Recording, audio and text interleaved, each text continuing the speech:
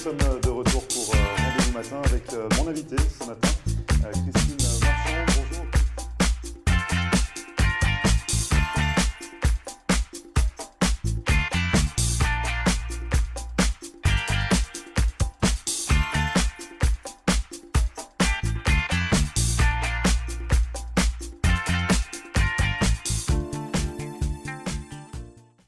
Bonjour à tous et bienvenue, merci de regarder Rendez-vous matin, votre émission quotidienne qui donne la parole à ceux qui font l'actualité. Nous sommes le vendredi 26 mai et aujourd'hui nous donnons un coup de projecteur aux entreprises des Antilles, des Caraïbes et de l'Outre-mer avec Denis-Antoine Hérault du collectif CCEM basé en Martinique mais également ici à Doral en Floride. On en reparle dans un instant et puis en seconde partie nous parlerons d'innovation technologique avec Pierre-Jean Rivière, le vice-président de la société Foxstream basée à Miami et qui est spécialisé dans le développement de logiciels de traitement d'images. On en reparle dans un instant, juste avant la publicité.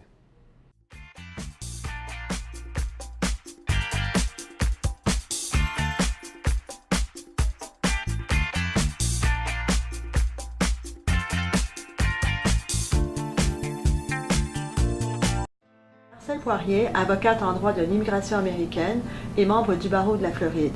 Ma vocation est de conseiller mes clients et de protéger vos intérêts afin que vous soyez en mesure de réaliser votre rêve américain qui est toujours bien vrai et réel aujourd'hui. Surtout, n'oubliez jamais qu'un mauvais conseil légal peut vous coûter votre futur et celui de votre famille. N'hésitez pas à nous contacter par téléphone ou sur mon site internet à marcelpoirier.com et nous serons très heureux, mon staff et moi-même, de répondre à vos questions et de vous recevoir au cabinet, j'espère très bientôt.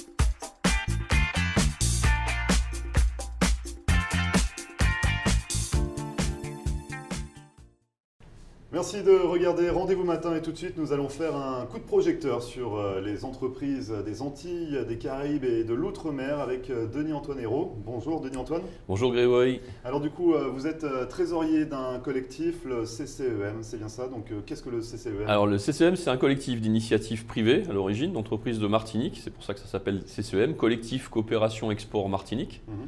Mais depuis nous avons progressé, on s'est ouvert aux autres îles des Antilles françaises, mais également à la Caraïbe, à l'Outre-mer.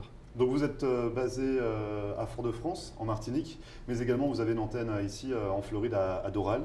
Exactement. Alors on est basé en Martinique, pourquoi? Parce que la Martinique, c'est un point central des Petites Antilles. Et depuis un peu plus d'un an, la Martinique fait partie des États membres de la Caraïbe, de l'AEC. Ouais. Donc ce qui donne une ouverture, à la fois une connexion avec la Caraïbe. Évidemment, la Martinique est en liaison avec la France et l'Europe. Ouais. Donc ça fait une connexion en fait sur ces trois axes. Ça permet donc de connecter toutes ces Antilles avec la Floride. Alors pourquoi la Floride justement et pourquoi on s'est installé à Doral, à côté de l'aéroport? Parce qu'en regardant l'arc caribéen, la Floride c'est l'endroit le plus actif économiquement de la Caraïbe aussi. Et qu'on y rencontre également toutes les communautés caribéennes avec lesquelles nous pouvons commercer et échanger, aussi bien à l'intérieur de la Caraïbe, puisqu'il y a une logistique très importante entre la Floride et la Caraïbe, qu'avec aussi les autres destinations du monde, hein, quand on voit le doublement du canal du Panama, le nombre de liaisons aéroportuaires. Vous avez dit justement, vous êtes près de l'aéroport, voilà. Justement pour faciliter un peu ces connexions. Exactement, donc ça c'est cet avantage-là. Et on voulait en faire profiter des entreprises des Antilles et de la Caraïbe. Et justement, quelles sont les missions finalement du CCEM? Alors, la première mission, c'est de donner de la visibilité à ces petites Antilles, à ces îles de la Caraïbe, puisque de Floride notamment, mais même du monde entier, on a une visibilité des Caribéens. Et c'est vrai que nous sommes d'abord des Caribéens, donc c'est dans ce cadre-là qu'on a voulu présenter nos entreprises et nos compétences et nos savoir-faire, à partir de cette notion d'être Caribéen. Et ensuite, on a voulu donner une visibilité à chaque île, avec ses spécificités, son patrimoine, son histoire, sa culture, son artisanat. Et du coup, on a voulu faire cette approche. Donc donner une visibilité à ces îles, à ces activités. Ça se traduit comment finalement sur le terrain? Ça se traduit sur le terrain d'abord par des missions collectives d'entreprises qui viennent, en fait, se déplacent de la Caraïbe, des Antilles vers la Floride en présentant des compétences. Ça se représente également dans le cadre d'événements que nous organisons, dans lequel nous invitons en fait à nous rejoindre. On va en parler parce que justement la semaine prochaine vous organisez un événement le 1er juin, Martinique Spice, on y reviendra un peu plus tard. Tout à l'heure on va y revenir effectivement parce que c'est ouvert à tous. Vous organisez des actions de terrain. Exactement, donc c'est ce genre d'initiative. Et puis on va à la rencontre aussi des marchés, c'est-à-dire qu'on se déplace face aux institutionnels, face aux chambres de commerce privées de la Floride du Sud, pour aussi faire connaître nos entreprises, nos institutions, nos associations et créer des passerelles et des connexions. Donc ça, c'est donner vraiment la visibilité à ces entreprises. Voilà. Vous essayez également de développer un petit peu l'économie? Bien sûr, il y a une plateforme économique. Alors là aussi, nous parlons généralement de petites entreprises et de moyennes entreprises sur les Antilles. Et justement, le collectif donne une force puisque nous travaillons de façon, nous mettons en commun nos moyens pour pouvoir être présents. Et nous avons cet espace à Doral dans lequel il y a des bureaux partagés pour les entreprises qui ont un point de présence, une domiciliation, ce qui leur permet de commencer à avoir des activités économiques, de pouvoir proposer des produits, des prestations, puisqu'il y a des entreprises aussi bien dans l'artisanat, le prêt-à-porter, le service aussi, dans différents domaines. Ça peut être des compagnies aériennes, des petites compagnies aériennes de proximité sur la Caraïbe. Il y a aussi des entreprises dans les nouvelles technologies. Donc il y a différents domaines qui sont très intéressants à découvrir. Et là, on aide ces entreprises justement avec un espace mutualisé à diminuer les coûts et à augmenter leur visibilité, leur pénétration sur le marché. Et donc développer l'activité économique. Développer l'activité économique, alors non seulement dans des échanges entre la Caraïbe et la Floride, mais aussi sur la Floride, puisqu'on a des entreprises qui ont commencé à développer des activités et qui sont potentiellement des recruteurs ultérieurement de ressources locales vives. Il y a des domaines en fait, d'activité qui s'exportent plus facilement que d'autres? Alors traditionnellement, nous on est lié à l'agro-business, c'est-à-dire que nous sommes des territoires de rhum par exemple, de bananes, de fruits, de tout ce qui tourne autour soit des punchs avec des fruits, des fruits punch ou des arômes de ce type. Il y a aussi l'artisanat, donc il y a tous ces secteurs qui peuvent se développer. Mais on a aussi des secteurs de haute technologie, ce qui est moins, on va dire, moins connu, puisqu'effectivement, il y a une image un petit peu touristique de la Caraïbe d'une façon large. Mais nous sommes connectés avec les universités européennes et nous cherchons aussi à nous connecter avec les universités nord-américaines dans ce sens-là, nous avons des gens qui ont des savoir-faire, qui sont des inventeurs innovants, qui ont de l'innovation. Et il faut connecter cette ressource avec un marché plus important et travailler en commun sur de nouveaux développements. Donc là, on a des exemples un petit peu Oui, on a des exemples. On a une société notamment qui a inventé un système de... Alors c'est un peu compliqué, c'est ce qu'on appelle des orthophotos. Donc les orthophotos, tout simplement, ce sont des photos de vue aérienne qui sont recalculées et vectorisées et qui peuvent être en fait une solution concurrente et plus économique, la solution satellite. Donc ça permet en fait d'avoir des visions vectorisées d'un espace et de déterminer par exemple le meilleur itinéraire à prévoir, les infrastructures existantes au niveau par exemple d'irrigation, les éléments dont il faut tenir compte pour aménager une zone. Bon, ça c'est un exemple. On a une société aussi qui a développé des applications avec EDF en Martinique, qui est une grosse compagnie française de fourniture d'électricité, comparable à FPL en Floride mais bien plus grande encore, et qui a développé en fait de la gestion interactive d'informations pour l'usager, donc des bornes d'information interactives basées sur des technologies Web 2.0. Et c'est un partenaire de Google, donc il a travaillé avec la technologie Google sur ces applications-là, et c'est une application très, très moderne. Et ces entreprises, en fait, elles ont vraiment besoin de vous, de ce collectif, pour se développer? Elles sont trop petites? Parce que leur projet est innovant finalement, elles ont vraiment besoin de s'appuyer sur le collectif? Oui, parce qu'en fait, ce sont effectivement des petites entreprises. Leur marché local est un marché relativement cloisonné, puisque ce sont des marchés de petits espaces. Et elles ont besoin de nous pour pouvoir justement, à moindre frais, se faire connaître. Alors après, elles n'ont pas besoin que de nous. Après, Oui, c'est bien juste sûr. un point d'entrée. Oui. Mais on a des projets, notamment, on souhaiterait se connecter avec la French Tech qui devrait s'installer normalement en Floride. Hein. C'est dans l'air, c'est une idée en l'air. Et là aussi, on peut amener des connexions très intéressantes. On a aussi une entreprise qui est innovante, qui a développé des activités sur de la réalité augmentée. Donc ça, c'est quelque chose qui est tout à fait dans l'air. Dans l'air du temps. Dans l'air du temps. On présentera d'ailleurs le 1er juin une autre entreprise qui travaille avec Google Education US et qui a développé en fait des applications à valeur ajoutée pour le monde de l'éducation dans ce cadre-là. Donc quelques entreprises seront présentes à cet événement Absolument. dont on va reparler. On peut détailler sur le troisième point, la troisième mission du collectif, c'est sur l'aspect culturel également. Voilà, exactement. Parce qu'en fait, on fait du commerce entre guillemets identitaire. Mhm. Nous sommes des petites îles de la Caraïbe et il est clair qu'une grosse partie de nos activités, puisqu'on parle de l'artisanat ou on parle de l'événementiel, s'appuie sur notre spécificité de Caribéens. Donc à ce moment-là, on ne peut pas dissocier la présentation de l'artisanat ou des saveurs culinaires de l'identité des Caribéens. Donc c'est lié à la culture, c'est lié au patrimoine, qui est un patrimoine à faire découvrir. Il ne faut pas oublier que, notamment en Martinique, dans d'autres îles il y a d'autres spécificités, mais on a un patrimoine très riche au niveau culturel, au niveau musical, au niveau de l'écriture, des écrivains. Donc il y a des choses qui sont très intéressantes à faire connaître. Au niveau des saveurs aussi, on a des éléments très remarquables, puisque vous avez notamment des plants de café qui sont spécifiques à la Martinique et qui ont été justement identifiés par des Japonais qui sont venus travailler en fait avec la Martinique sur des programmes de développement, de culture de ce café. Le cacao, c'est pareil, il y a une filière cacao qui est très intéressante, puisqu'on a des chocolatiers. On a un très grand chocolatier en Martinique qui vend d'ailleurs à travers le monde ses saveurs. Et donc du coup, vous nous faites un petit peu envie avec toutes ces saveurs. Oui, bien sûr, qui sont à découvrir d'ailleurs. Est-ce qu'on pourra le voir la semaine prochaine? Donc on va en parler de cet événement, c'est le 1er juin. Absolument. C'est jeudi prochain. Ça sera de 9h à 1h. Alors c'est de 9h à 1h de l'après-midi, je m'adresse aux téléspectateurs d'ailleurs dans ce cadre-là. Ça se passe au Miami-Dade College, au North Campus. Et c'est gratuit. Et c'est gratuit, et vous allez pouvoir rencontrer des informations sur les entreprises de Martinique notamment, qui vont être mis en valeur par les étudiants de l'EGC, puisqu'on a 53 étudiants de l'EGC qui viennent de Martinique et qui vont être pendant une journée les ambassadeurs des entreprises. Ils ont travaillé en amont avec ces entreprises pour préparer des supports de présentation et les saveurs à déguster qui seront à partager avec un petit cocktail de bienvenue. Donc il faut venir, ça s'appelle Martinique Spice Events. Alors il faut bien venir, il faut venir, c'est une entrée gratuite et libre. Il y a un Eventbrite aussi dessus. Si vous connectez à Eventbrite en Floride, vous allez voir l'événement. Et pour contacter tout simplement le collectif, le Alors il y a un CCEM. site internet. Le site internet c'est www.ccem.international. Il y a une adresse email qui est contact@ccem.international et vous avez un numéro de téléphone qui est le 305 775 80 75. Nous nous répondrons avec plaisir à vos demandes. C'est complet, ça s'affiche également en bas de l'écran. Merci beaucoup Denis Antoine d'être venu nous présenter votre collectif.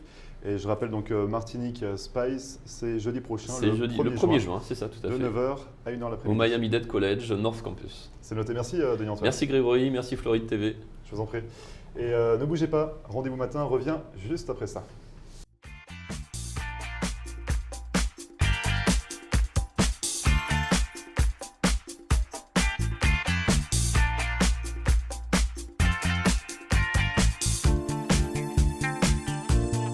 Le lycée franco-américain de Cooper City organise ses camps d'été à partir du 12 juin jusqu'au 4 août.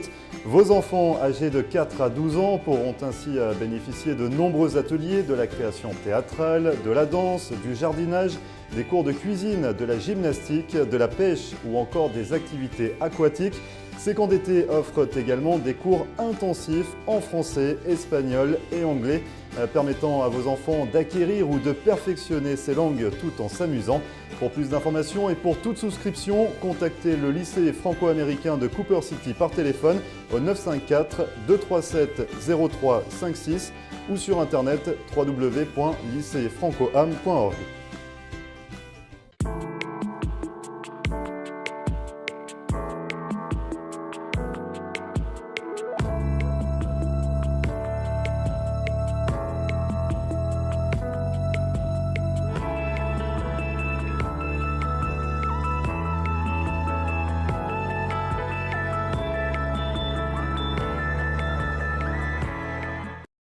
De nombreux Canadiens passent l'hiver dans le Sunshine State.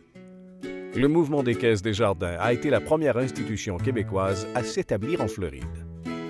Depuis 1992, Desjardins Bank fait partie de la communauté canadienne en Floride.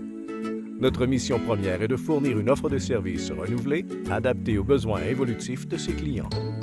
Faire affaire avec Desjardins Bank en français, c'est simple et rassurant. Vous pouvez compter sur nos succursales de Hallandale Beach, Pompano Beach, Lauderhill et maintenant Boynton Beach. Partout en Floride, vous avez accès sans frais à plus de 1000 guichets Presto chez Publix. Desjardins Bank offre aussi les services bancaires mobiles et les dépôts de chèques via votre téléphone intelligent.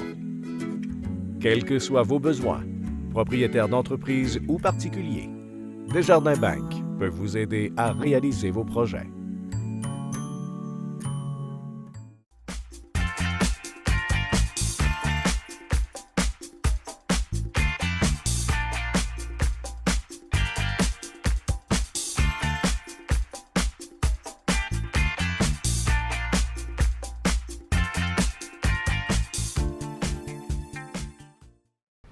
Merci de regarder Rendez-vous matin pour cette seconde partie. Nous allons parler innovation technologique avec Pierre-Jean Rivière. Bonjour Pierre-Jean. Bonjour Grégory. Alors du coup, vous êtes le vice-président d'une société à Miami qui s'appelle Foxstream et qui est spécialisée dans le développement de logiciels de traitement d'image, c'est bien ça? C'est ça.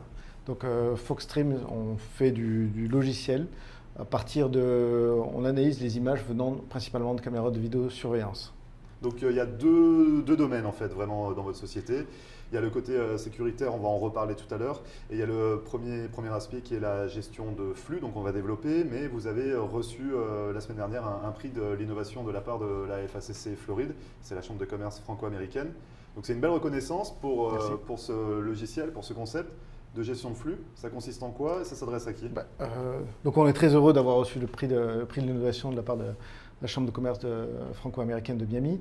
En fait, on a développé une idée qui est on a des systèmes de comptage et on a développé une idée qui était de gérer les flux et surtout réduire les temps d'attente. Donc c'est-à-dire gérer les flux dans quel...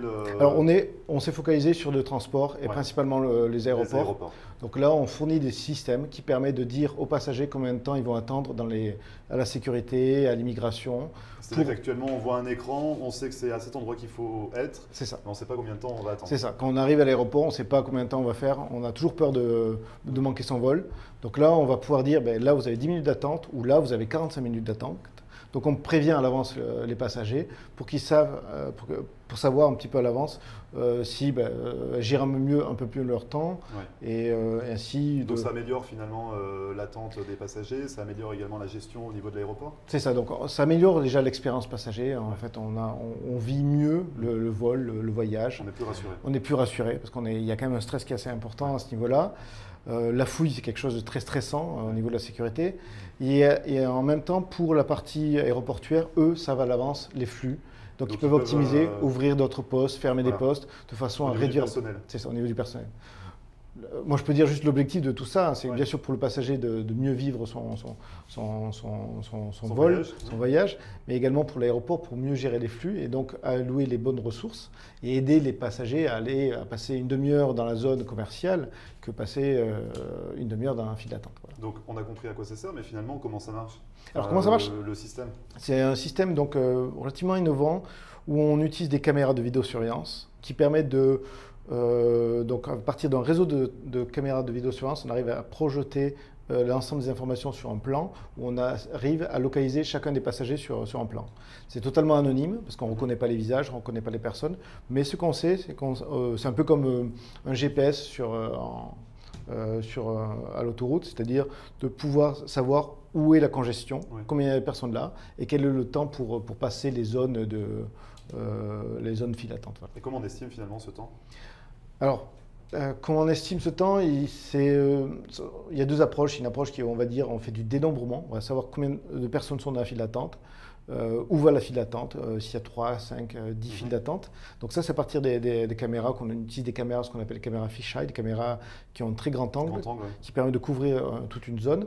Donc on sait le nombre de personnes et ensuite on connaît le flux sortant, combien de personnes sortent, quelle est l'efficacité par exemple de la sécurité. Et à partir de ces deux informations-là, on arrive à déduire des temps d'attente et surtout des prédictions de temps d'attente. C'est-à-dire qu'on va pouvoir informer aux passagers le temps d'attente. Donc on peut le voir sur le site web par exemple des aéroports comme l'aéroport de Washington.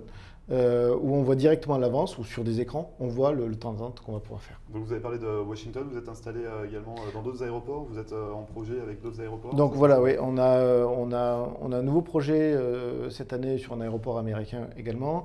On vient de signer l'aéroport de Santiago du Chili, donc en Amérique latine, au Chili.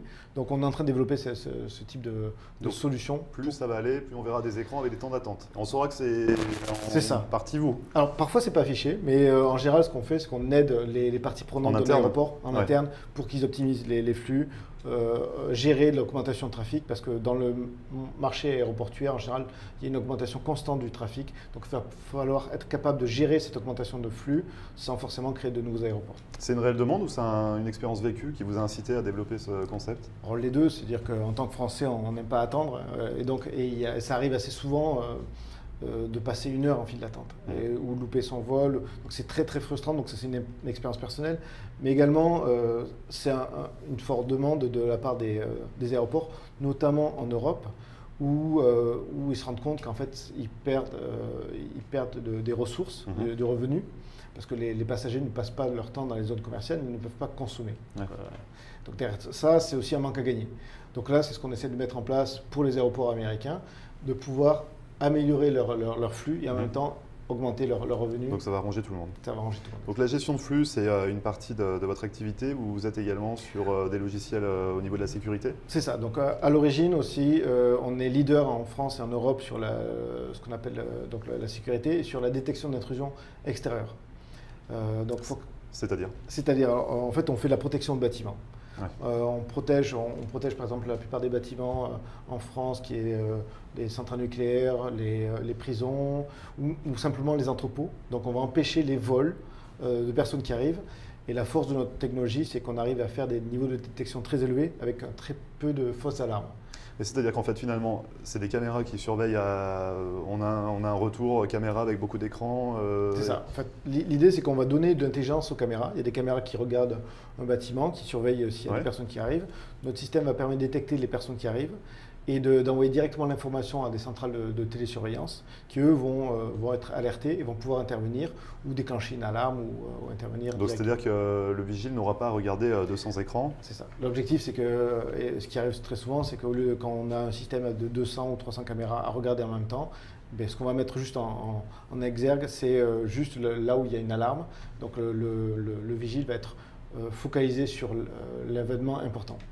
Et donc finalement, ça s'adresse vraiment, donc vous le disiez, aux centrales nucléaires, aux prisons, mais sur le territoire américain, vous avez développé également ce concept? Alors on est en train de développer ce concept aux États-Unis. On est complètement compatible avec les systèmes existants de vidéosurveillance. Donc c'est-à-dire qu'il n'a pas besoin d'enlever tout le matériel existant pour le remplacer par un nouveau? Voilà, aujourd'hui il y a des acteurs principaux qui font des écrans de vidéosurveillance, qui vont gérer les flux, mais qui ne font pas d'analyse. Et donc nous, on est complètement compatible avec ces systèmes-là, où on rajoute juste un peu plus d'intelligence à leur système qui permet d'avoir une interaction directe pour optimiser la sécurité du bâtiment. Donc on est d'accord que ça ne s'adresse pas spécialement aux particuliers, c'est plus pour les entreprises ou les grands groupes? C'est ça, c'est plus pour les entreprises, là où on doit protéger en fait des sites à valeur importante, mais ça peut être aussi des résidences, des condos où on doit vraiment empêcher tout type d'intrusion et prévenir ça parce qu'on veut avoir un certain niveau de sécurité. Et donc du coup, on va revenir sur ce prix de l'innovation de la part de la FACC. Donc c'était dans la catégorie Startup. Vous êtes installé sur le territoire américain depuis 2015. C'est ça, enfin depuis fin 2015. On est arrivé un peu moins de 2 ans. Un peu moins de 2 ans. Bon, bien moins de 2 ans. Mais finalement, ça se passe comment pour vous cette installation? Enfin, pourquoi avoir choisi de venir vous implanter aux États-Unis? Alors d'abord parce qu'on avait commencé à travailler avec l'aéroport de Washington à distance. On faisait beaucoup de choses à distance. On arrive à gérer l'ensemble de nos aéroports, de nos clients à distance. Sauf que c'est bien pour la partie technique, mais en fait, au final, c'est quand même toujours bien d'être proche de ses clients. Donc, on a décidé de développer plus cette activité-là. Et Miami est vraiment, on va dire, la plateforme entre le nord et le sud, entre l'Amérique du Nord et l'Amérique latine. Donc, à partir de ce positionnement-là, on peut autant équiper les États-Unis que l'Amérique latine, comme le Chili qu'on vient d'équiper. Ouais, c'est une belle plateforme pour rayonner partout en Amérique du Sud, en Amérique du Nord. Et ce prix d'innovation, finalement, ça va vous apporter quoi? On espère que ça va pouvoir nous mettre un coup de projecteur sur la société. On n'est pas très connu sur des marchés un peu de niche sur lesquels on est très spécialiste et on est reconnu par nos pairs, par nos experts, mais au moins on espère avoir une meilleure visibilité localement parce qu'on vient d'arriver et qu'on est heureux de pouvoir développer l'activité sur la partie floridienne et aussi toute la partie est des États-Unis. Alors gestion de flux et puis détection d'intrusion, vous avez d'autres projets dans les cartons Après, on a beaucoup de projets. On est une société innovante, c'est-à-dire qu'on travaille beaucoup avec dans des projets européens ou des projets d'amélioration, de traitement d'image, mais aussi de projets qui sont à plus long terme pour la protection des personnes. Il y a beaucoup de possibilités à faire, beaucoup d'actions à faire. Pour l'instant, on est vraiment focalisé sur ces deux actions, sur deux marchés sur lesquels on est bien présent sur le marché. Ça marche. Et pour vous contacter, vous avez donc un site internet? On a un site web. C'est donc foxstream.us.com. C'est foxstream.us.com. Et vous pouvez me contacter par email, qui est pjr@foxstream.us.com. C'est noté. Merci Pierre-Jean d'être venu nous montrer et nous démontrer vos services. Merci beaucoup. À bientôt. Et nous, on se retrouve juste après la publicité.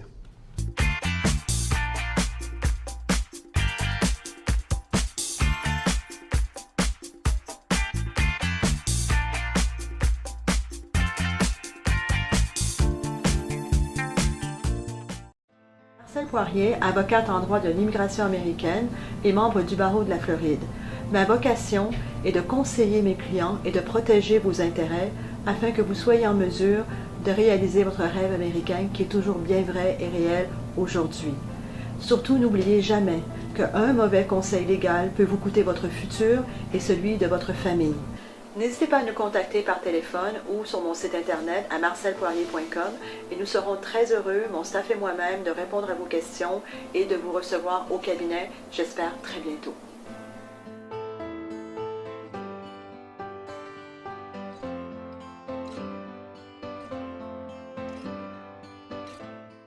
Le mouvement des Caisses Desjardins a été la première institution québécoise à s'établir en Floride, et ce, dès 1992. Vous pouvez compter sur nos 4 succursales et vous avez accès sans frais à plus de 1000 guichets Presto.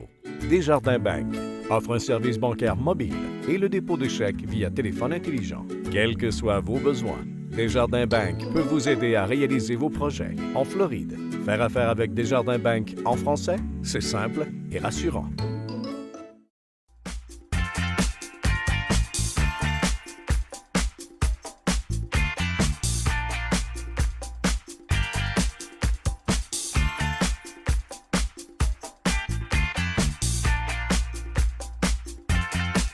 Et voilà, Rendez-vous matin, c'est fini pour aujourd'hui. Merci à tous d'avoir suivi notre émission. Une émission que vous pouvez retrouver comme à chaque fois en podcast sur notre page Facebook floride.tv ou en rediffusion dès 3h cet après-midi, ce soir à 7h30 ou encore cette nuit à 1h du matin. D'ici là, je vous souhaite un excellent week-end et on se retrouve lundi pour une nouvelle émission. Bon week-end.